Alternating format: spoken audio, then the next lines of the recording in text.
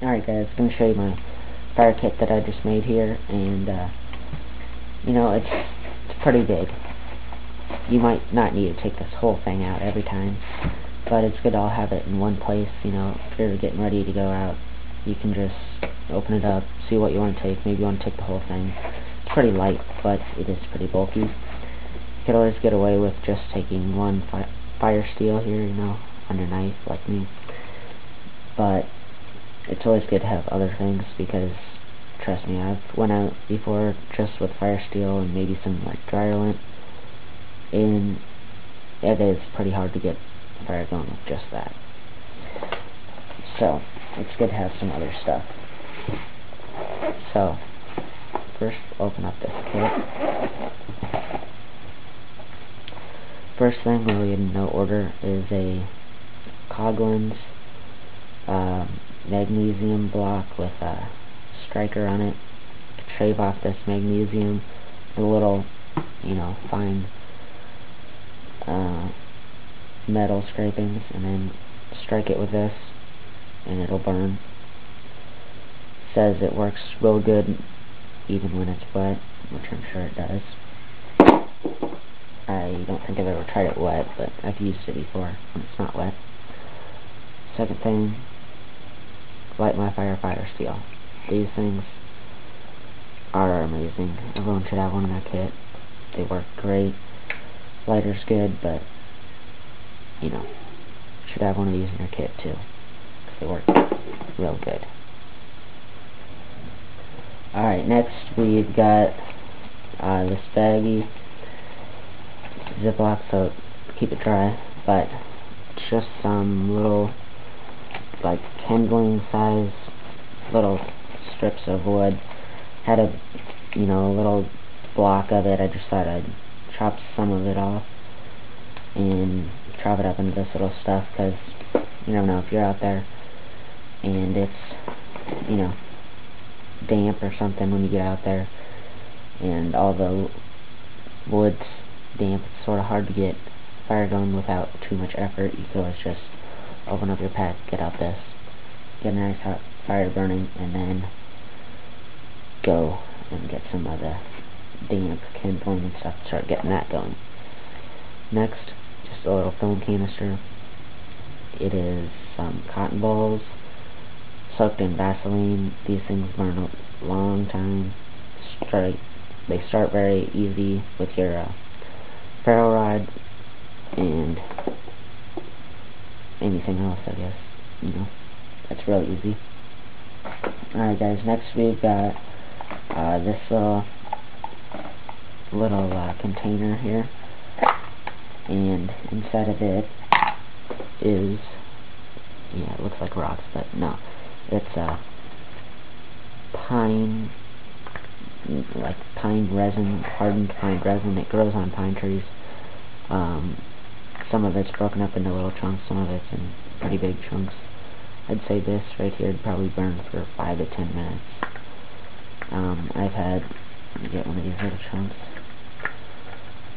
something like this little thing, burn for like, you know, 2-3 minutes. So these bigger chunks burn pretty good time. Some of it's sort of gooey. It's hardened right now. It'll melt down like wax, but this stuff is really good to have.